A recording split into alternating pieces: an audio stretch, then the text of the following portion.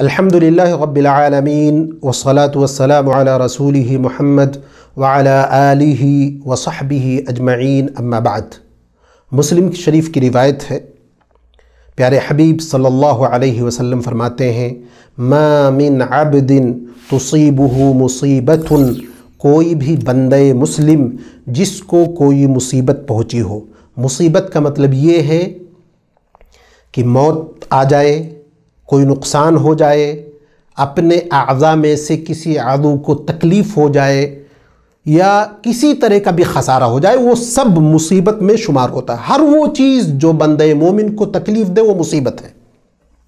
تو ایسا اگر ہو جائے فیقول، تو یہ دعا اگر پڑھ لیتا ہے انا للہ و انا الیہ راجعون، ہم اللہ ہی کے لیے ہیں، یعنی ہم ہمارے مال و اولاد، گھر بار، ہماری ملکیت کی جتنی بھی چیزیں ہیں سب اللہ کے اختیار میں ہیں اور وہ اسی کی ہیں۔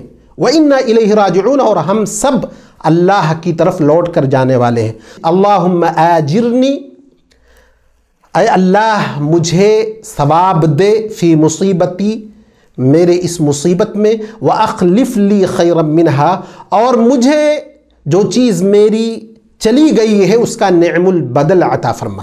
یہ دعا ہے۔ اگر یہ کوئی دعا کر لیتا ہے تو آپ صلی اللہ علیہ وسلم نے فرمایا کہ اِلَّا آجَرَهُ اللَّهُ فِي مُصِيبَتِهِ، تو اللہ اس کو اجر و ثواب سے نوازے گا اس کی مصیبت کی وجہ سے، اگر اس نے صبر و ضبط رکھا ہے۔ وَأَخْلَفَ لَهُ خَيْرًا مِّنْهَا، جو چیز چلی گئی ہے اس سے بہتر چیز اللہ رب العزت والجلال اس کو دے گا۔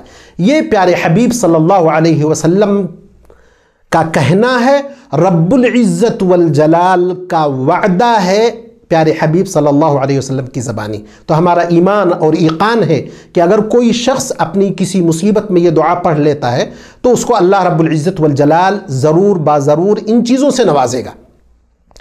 آئیے ہم دیکھتے ہیں کہ اسی حدیث میں اس کا تجربہ بھی موجود ہے، وہ یہ کہ راوی حدیث ام سلمہ رضی اللہ عنہا جو اس روایت کو بیان کرنے والی ہیں، ہوا یہ کہ ان کے جو شوہر تھے ابو سلمہ وفات پا گئے، ان کو غم لاحق ہوا، کہہ رہے ہیں کہ آپ صلی اللہ علیہ وسلم سے یہ دعا میں نے سن رکھی تھی تو ان کی وفات پر میں نے یہ دعا پڑھی۔ پھر ہوا کہ آپ صلی اللہ علیہ وسلم نے حاطب ابن ابی بلتع کو نکاح کا پیغام دے کر کے بھیج دیا، اور اس طرح بات چیت چل کر کے ان سے میرا نکاح ہو گیا۔ تو اللہ رب العزت والجلال نے ابو سلمہ سے زیادہ بہتر شوہر مجھے دیا، وقت کا نبی اور تمام انسانیت کے سب سے افضل شخص سے میرا نکاح ہو گیا۔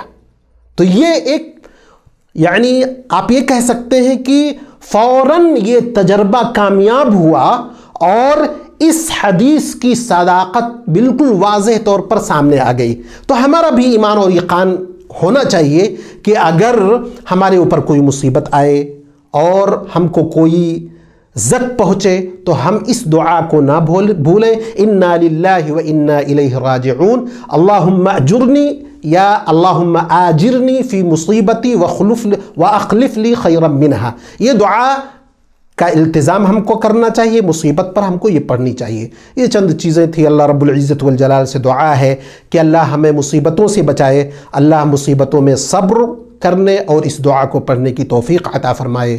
آمین۔ وآخر دعوانا الحمدللہ رب العالمین۔